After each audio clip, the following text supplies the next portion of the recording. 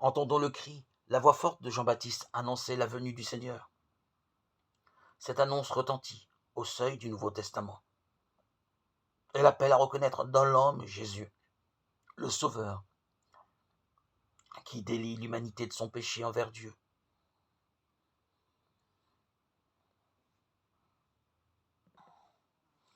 Reconnaître en Jésus le Sauveur venu de Dieu, c'est le reconnaître dans l'enfant de la crèche, mais aussi dans l'homme Jésus qui marche auprès de nous et appelle à le suivre jusqu'à la croix.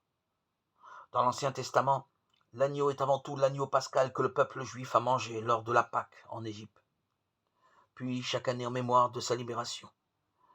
Dans une image issue des commentaires de la Torah, on peut voir Moïse représenté par un agneau placé sur une balance, et sur l'autre plateau se trouvent les cavaliers égyptiens envoyés par Pharaon. Progressivement, les prophètes ont donné une signification spirituelle à la libération du peuple.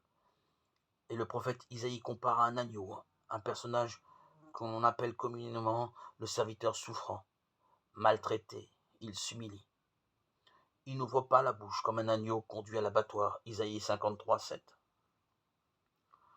En identifiant le Christ comme l'agneau immolé, c'est non seulement le peuple d'Israël, mais l'humanité tout entière qui acquiert sa dignité d'enfant de Dieu. Dès lors, la circoncision juive et le baptême d'eau de Jean-Baptiste sont révolus.